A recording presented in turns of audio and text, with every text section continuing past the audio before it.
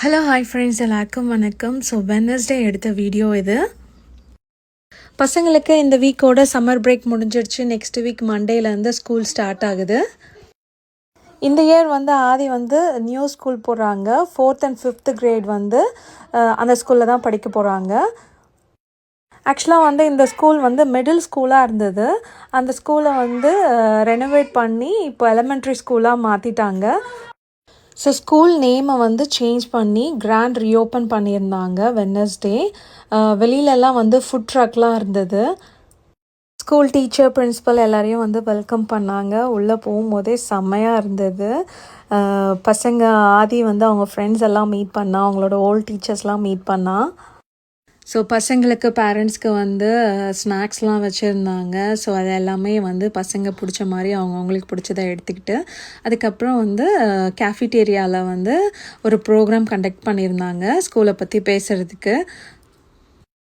So சீக்கிரமாக போய் கேஃபிடேரியாவில் ஒரு இடத்த பிடிச்சி உக்காந்து வெயிட் பண்ணால் பேசுகிற மாதிரி தெரியல, ரொம்ப லேட் ஆகிற மாதிரி இருந்தது.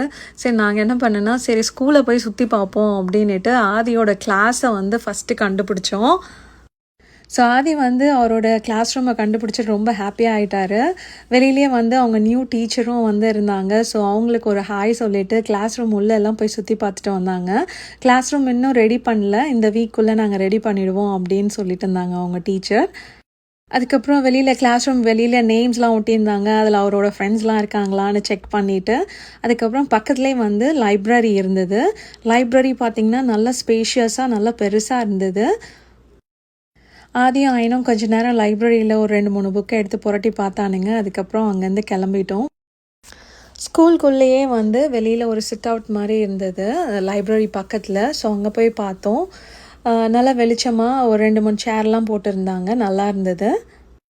நாங்கள் கிளாஸ் ரூம்லாம் சுற்றி பார்த்துட்டு வரதுக்குள்ளே இங்கே ப்ரோக்ராம்லாம் முடிஞ்சிடுச்சு. அதுக்கப்புறம் ஜிம்மில் ஃப்ரீ டாய்ஸ் டிஸ்ட்ரிபியூட் பண்ணாங்க. வந்த பசங்க எல்லாருக்குமே டாய்ஸ் கொடுத்தாங்க. ஸோ அவ்வளோ டாய்ஸ் பசங்க பேஸ்கெட்டாக எடுத்துகிட்டு போனாங்க.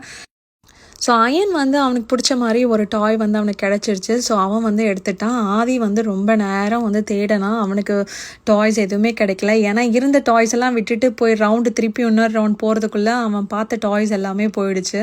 ஸோ அவனை அங்கேருந்து கொஞ்சம் கன்சோல் பண்ணி கூட்டிட்டு வரதுக்குள்ளே டைம் ஆகிடுச்சு. ஸோ அவ்வளோதான் இந்த வீடியோவில். நெக்ஸ்ட் வீடியோவில் பார்க்கலாம்.